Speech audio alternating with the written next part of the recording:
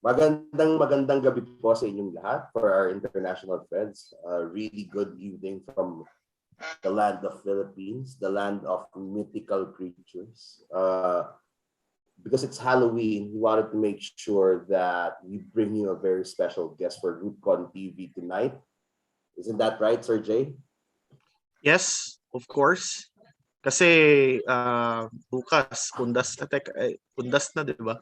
Oo, todos.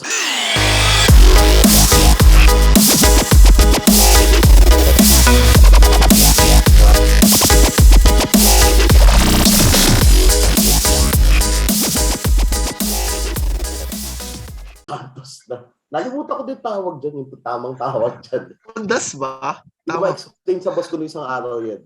Anyways, with no further ado, ladies and gents, children of all ages, sa mga hindi po nakakilala, siya po ang pinakamagandang lalaki na napasama sa grupo ng magagandang lalaki. Kumbaga, pinaka-pogi sa mga pogi. Talaga yan. Mm-hmm. Tapos, nabansagan po siyang most charming goon ng RootCon.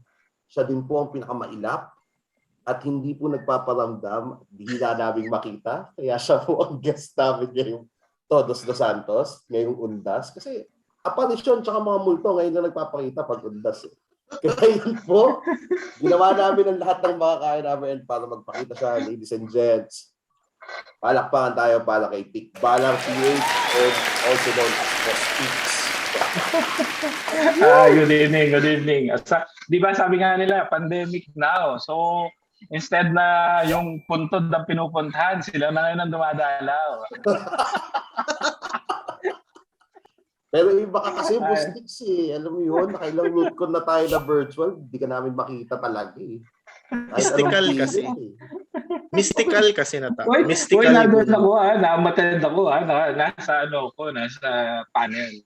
Opo, isa mga sponsor namin for our sponsors, if you didn't know who was conversing with you, assisting you during that time, it's no other than Sir Tikbalang PH or Tiks.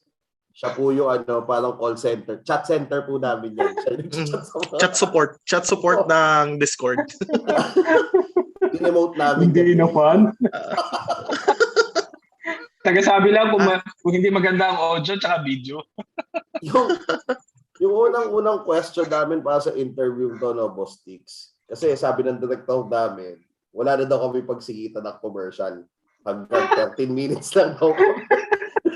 Kakat daw niya kami kasi wala na pagsigitan ng commercial. So, unang question namin, happy ka ba na naging goon ka?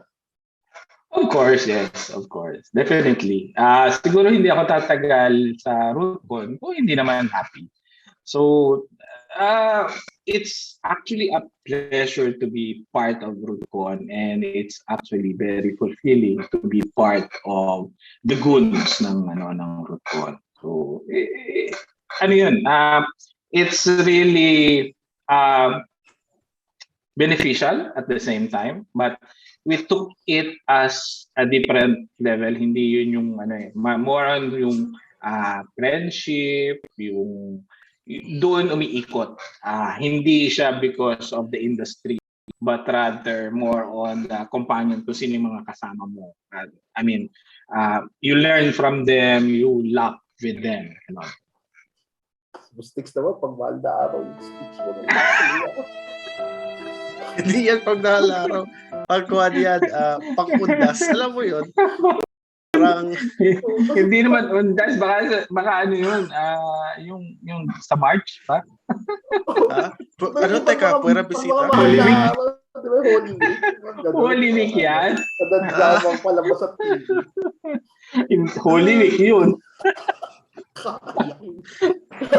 Anong kwento dyan, Boss Tiks? Yung totoo, hindi namin kasi alam. Ako kasi RootCon 8 ako pumasok. Sir J. Kaidan. Pumasok ako RootCon 5 and RootCon 5, di ba? Yeah, and during that time kakalabas ka lang ng seminaryo.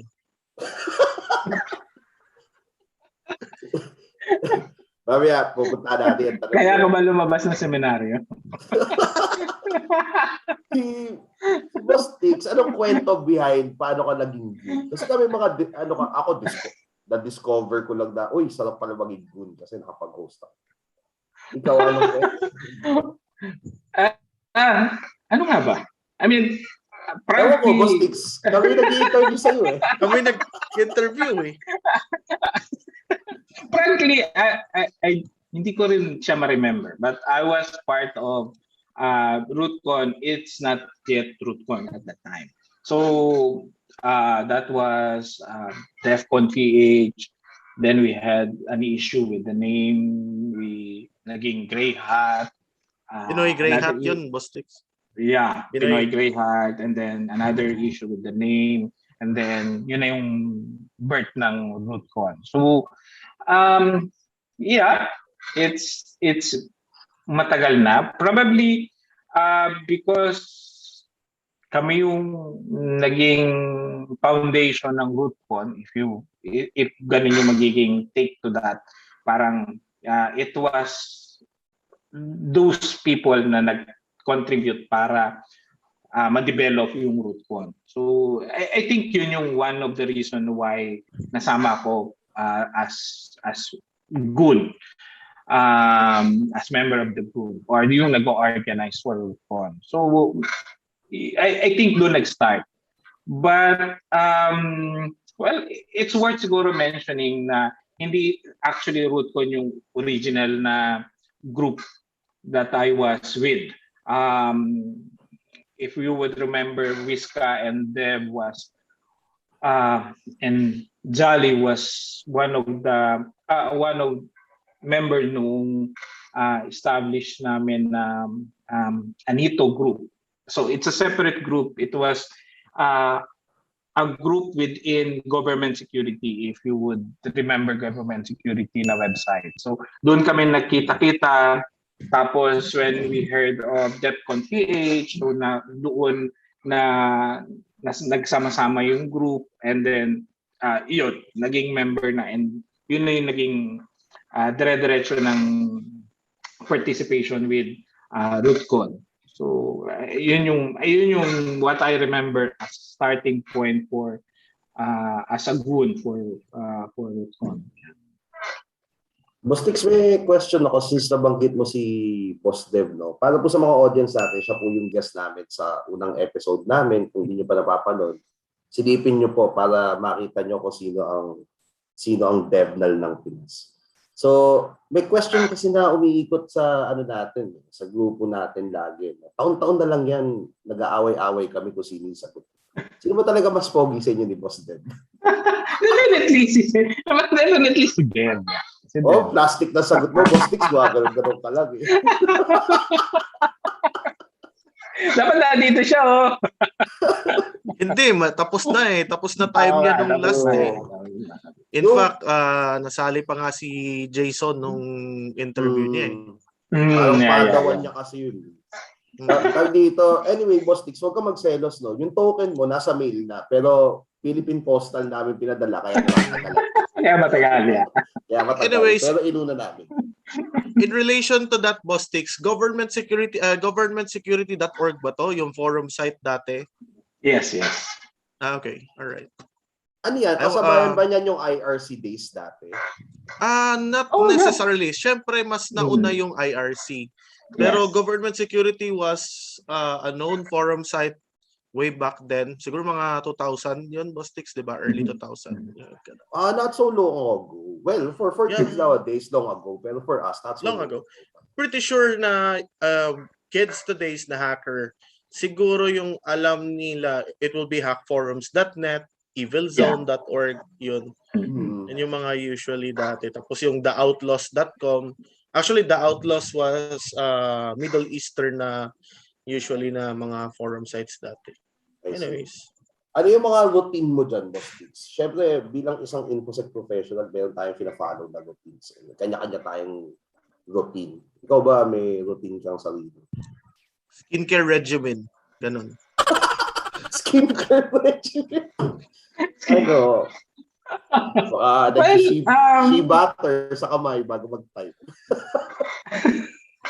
Actually, sabi nga nila, pag nasa InfoSec industry ka, you really need to learn every day. So usually read the news, especially with cybersecurity news, nandiyan din yung magbabasa ng hacking forums, yung mga blogs, breaches na nangyayari. So, you start with that. And then, syempre, meron naman tayong day work. Start na yan ng day work, daming problema, you have to deal with that. And end with chat with friends o kaya with another readings. So, yung mga hindi mo nagawa during the day na readings, gagawin na lang at the end of the at the end of the day. Yeah. So it's really more on learning new things every day. Yung totoo, Boss Tix, kaya ako nakasalumbaba kasi kikilig ako nakikita ko. Pag nakikita ka namin, kinikilig kami. May baka kasing appeal. Inspiring. Pag nasa rootcon ka kasi, Boss Tix, inspiring ka kasi. Very mystical. Tsaka feeling ko kahit anong sabihin ni Boss Tix sa akin, paniniwalaan ko eh. Kahit ako naman. Diba? I guess he has that appeal talaga. Nakaganyan lang yan sa root ko, nakikita niya nakaganyan lang. Pag nagsalita, may kahulugan na yung sinasabi niya. Tapos nagbibigay din siya ng mga love advices. Meron ba? Sa kanya nagsimula yung di ba? Yung sinisigaw natin, wala nang paligo-ligo, diba? Diretso na yan. Diba? Galing yun. Kay Naps yun, tapos parang may sinabi siya dati na love advice sa akin na yun yung gagawin. So, yun. Kasama sa forte kasi ni Boss Tix yan di ba? Yung yung pagiging social engineer talagang napapractice ni Boss Tix yan sa atin. Well, Night Stories with Boss Tix. Yun. Night stories. Tama. Pero nga minsan tayo. Sa mga rootcon goers, by invite lang po, by exclusive invite. Pag di ka gaano friendly, hindi ka makakakuha ng invite na pag di ka marunong mag-network. So, Boss Tix, talon ako sa kasi ito very interesting Alam namin yung industry, although we cannot drop the name of the exact company that we work for. It's within the gaming industry. So it's very interesting for us kasi Vegas have their own stories about cyber criminals, etc. Their common attacks that they encounter in the wild in terms of their industry. Meron din ba tayo niyan dito sa Pinas? Of course, meron din. Yes, definitely. Meron din. So, actually, like for example, ngayon, long weekend, it's holiday. So, talagang minomonitor, laging tinitest. Talagang may kahit na mga naka-work from home, double yung monitoring. Kasi we were seeing a lot of activities. One of those is denial of service. Tsaka we're very prone to compliance issues din. Frequent yan yung mga sumusubo. Oh yes. Makikita mo siya, mayroong mga lalo na mga late hours, diyan nag-start yan. Yeah. Fairness, no? May nagkaka-interest pala sa talaga. Bagay kasi malaking pera within that institution kasi. I guess in relation to your question, Sir Jamie, kahit naman hindi lang gaming industry at hindi lang mga about financial institutions inatake ng hacker. If gusto talaga mang-hack ng tao, syempre, titripan ka talaga or i-hack ka talaga, di ba? Well, totoo yan. For our audience sake, I hope help tayo ni Boss Tix to clarify. There's a very thin line, di ba? Pag sinabing hackers, kasi sa atin, every time we get interviewed, pag sinabi natin, we're hackers, naging bad notion sila Naging bad notion. So what's that thin line that separates hacker from cyber criminals? What separates is actually your moral outlook into it. Everyone in the industry or in the cybersecurity or infosec industry, laging meron yan. Well, someone can actually correct me if I'm wrong, but there is a thin line wherein they started with, kung hindi man naging black hat, they were once gray hat. Kasi for me, ang sa akin kasi is you learn more outside of the white hat side. Kasi there are a lot of matututunan mo with the side ng mga black hat. And that you can use that to actually increase your capacity, your capabilities as white hat.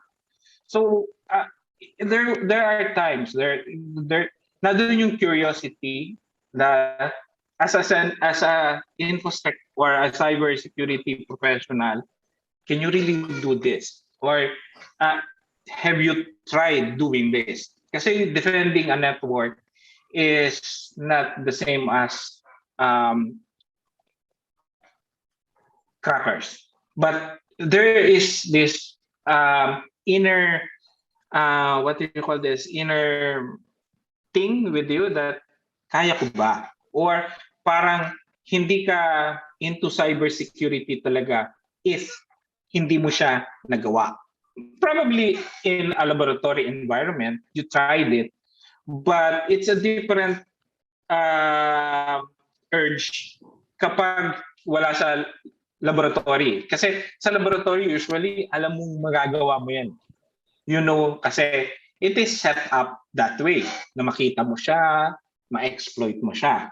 Outside of that, kaya mo ba pa rin gawin? I mean, that separates security professionals that really understand how security works and how to depend yung network mo. So, I mean, I'm not saying everyone is naging black hat, but there are siguro 90% naging gray hat yan. I mean, nandoon yung urge na or gawin na I can deface this website or I can exfiltrate their database. Parang gano'n. So, dumadating yung point na gano'n. Boss Tix, yan ba yung parang feeling of mischief? It's more of not mischievousness but a challenge, di ba? Yes, it's more of a challenge to prove na kaya mo rin. And you really understand how it's being done. And at the same time, you understand how to depend from it, di ba? Yun. Yeah. Sir James. Yes. So next up, Boss Tix. I guess the next question is, what scares you? Human, mga lead hackers, or charlatans? And then why? Explain briefly. Dapat yan, Boss Tix, parang in-expect namin sa'yo, parang piyagwa nyo ang sagot. Thank you, John. Kaway din yan. Dapat explain briefly. Alam mo yan sa mga... Actually, if you look at it, elite cybersecurity professionals, hindi mo dapat sila katakutan anyway. Kasi they have this professionalism. So, I mean, kung meron man ikaw or may nakita sa inyong vulnerability, they would actually inform you. Yung iba that they are trying to be as elite as they want, yun yung medyo nakakatakot. Because they are the ones that are actually employed, like for example, they others call them script kids. They don't know how the tools work, but they just know how to use it. But the internal, so let's say for example, they use it on a certain organization. For them, hindi nag-work. Bakit actually we don't know kung talagang hindi siya nag-work? Baka the tools only shows na hindi nag-work, but actually the tools are collecting na information for the real perpetrator. Diba? Yung mga backdoors. So, yun yung nakakatakot. Kasi those people are trying out tools na hindi nila talaga na-understand. Okay. Yes.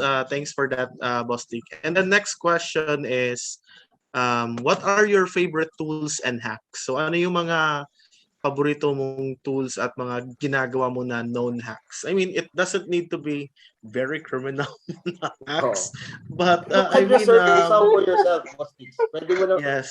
pwede ka ma-claim ng right for public incrimination. Pwede. Yes, if you don't want to be incriminated, that's fine with us. I refuse to be That's publicly tools. incriminated. I think everyone's tools is burp switch. The other one would be since we are in an enterprise organization, syempre we have some access to other tools like Core Impact. We usually use that, it's more of for us to prove that it can be done professionally. So that actually was for report purposes, to management, and syempre giving back yung bang okay, they di ba, they give you budget, and then in return ano yung napoprovide ng budget for that. Other tools, I think Jay knows this. Meron dyan mga bin validator. What else? Teka, bakit napunta tayo sa carding?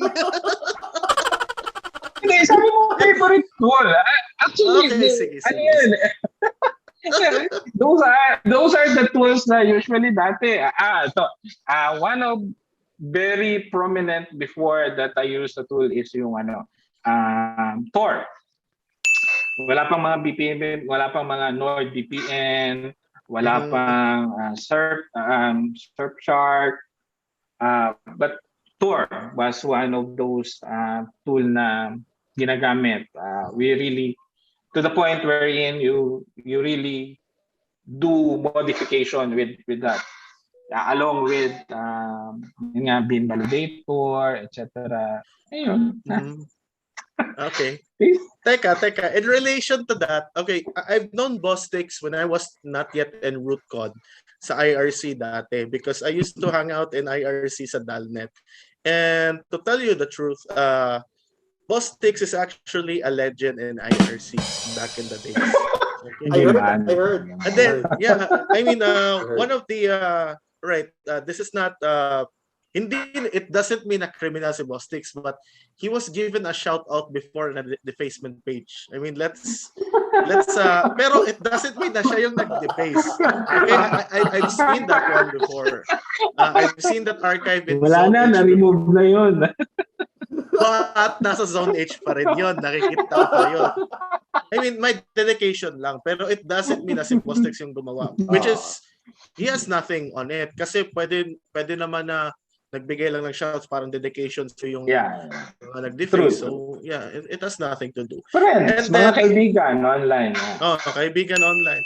Ganon naman sa Dalnet eh. That's where one of our mga known na mga hacker groups dito sa Pinas like Dark Science dati, PH Team, yan. Ano pa yun? Asian Pride, yun. Asian Pride. Yes. Okay. PH Team. PH Team. Tama. That PH. That PH. Alam ko yun, that PH na yun. Alam ko yan. Natatawa ko kasi binanggit ni Bostix yung sa bin kanina na tool. Bostix, ikaw ba may paborito kang hardware? Nabanggit mo yung bin. So, most likely may paborito kang hardware. Hardware. Ace Hardware. Pineapple. Ace Hardware. That's the token sa Ace. Pineapple is one. Yeah. Okay. You use it or test it sa Starbucks, CBTL. Teka, sa BPI. Teka.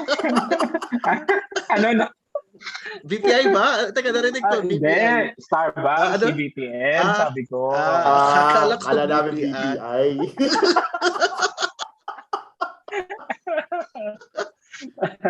Meron ba sila? Sa South area po, mag-ingat na po mga taga-BPI. Starbucks daw. Starbucks. Anyways, aside from the, yun na, mention mo yung hardware. Teka, may nakalimutan ko i-ask eh. Kilala mo ba si PH Team CC Bot Bostix? Dati sa IRC. PH Team CC Bot, PH Team CC Bot, yung taga-check ng CC natin. Kilala mo ba siya? Parang hindi ko maalala. Ingat ha, ingat. Busi-busi na maalala. Yung director natin, sabi busi-busi na daw. Then, itananong ko lang kung familiar ka ba nun? Kasi that was a very, illegal siya na tool. We all know that. Pero baka nahagip niya sa isang channel yon, ganon yung parang gusto ko i-question. Oo. Baka nakaharap lang, no? It depends on the tool. Actually, it depends on how you use the tool. The tool in its own is a learning tool or a tool to help you with your work. But it depends on how you use it. Like, for example, one good example is not the CC or the bin checker, but if you look at it, if you're familiar with Remotely Anywhere, it's a web remote access tool. It's a legitimate. It's actually a good tool. We've done using that remote. It's because you can access your server from web. Using web.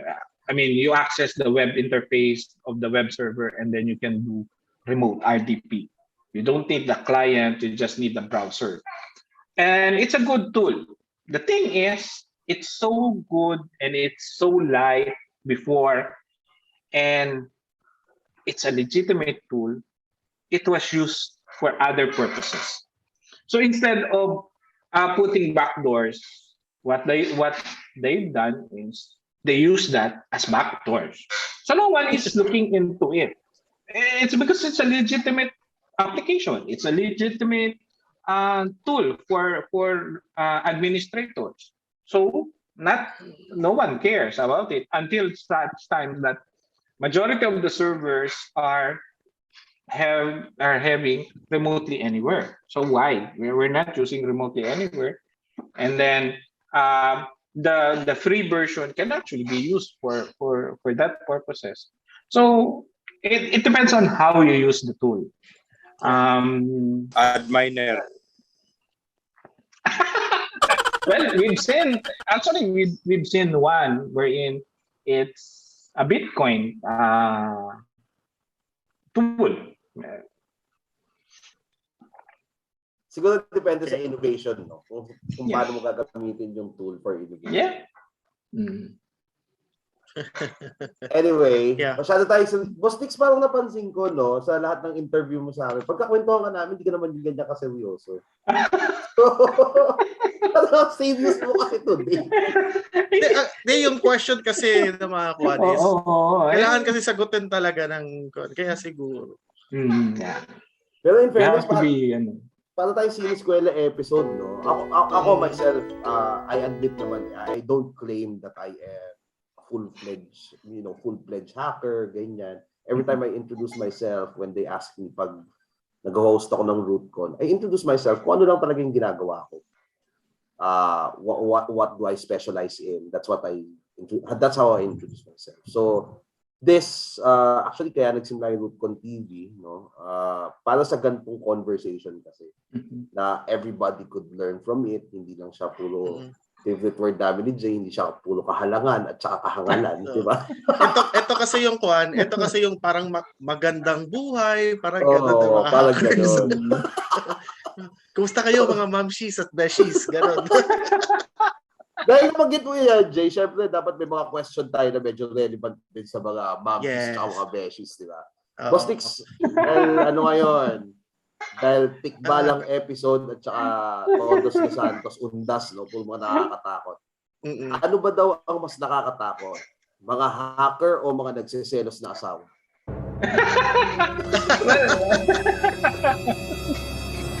Mas siguro nakakatakot yung mga nagsiselos na asawa kasi they will hire hacker Kasi To investigate you. to investigate you or yung to totoo, hack Boss your Tix, kaya ako FB. natanong yan eh. Kaya ako natanong yan, Boss Tix, kasi ikaw, bibigyan mo kami mga love advice, di ba? Ikaw, napaka-faithful mo kasing tao eh. Hindi na namin babanggitin si Badang, no? Pero napaka-faithful kasi si Boss Tix. So, kaya ako natanong yan. Tsaka, ngayon kasi nauuso yung not everyone knows the term OSINT, di ba? Yes. So, hindi nila alam na yung mga asawa nila, pag nagselos, alam yung OSINT. Di ba? Bigla nilang alam yung OSINT. Talo NBI niya mga yan eh. Kaya I really think that wives or girlfriends are good OSINT na mga tao. Good OSINT na may skills talaga sa OSINT. OSINT guys, OSINT girls. That's funny, no? Now we're correlating OSINT to females, no? Especially jealous females.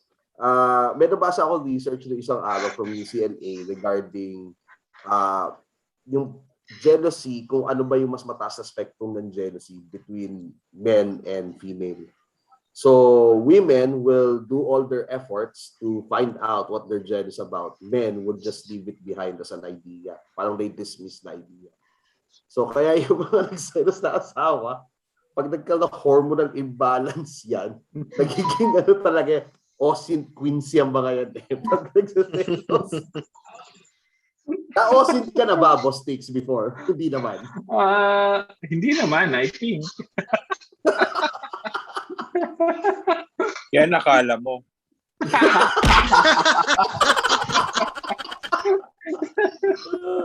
Tapos, ito yung pinagtataka ng karamihan, no? Paano ba daw nagsimula yung quote-unquote most charming good? Hindi ko rin alam. Alam ko yan. Alam ko. Actually, alam ko yung story bakit. So, alam ko yung story bakit. Alright. Alam mo ba? Ganito kasi yan.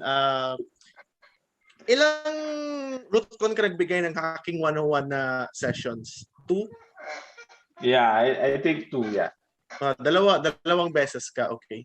Now, yung Hacking 101, alam naman natin na parang, di ba, yung Hacking 101 is ibang room yan, hindi yan sa may draft. So it's actually a training or workshop. Napansin namin sa Hacking 101 ni Boss Tix, nagsisiksikan yung tao, tapos parang dinudumog ng tao. Parang yung lockpicking na village din ng root ko na dinudumog din. So yung kay Boss Tix, napansin namin, tangina, ano nangyayari? Ba't ang daming tao dito? Tapos sabi ni Daps, tangina, si Boss Tix pala yun.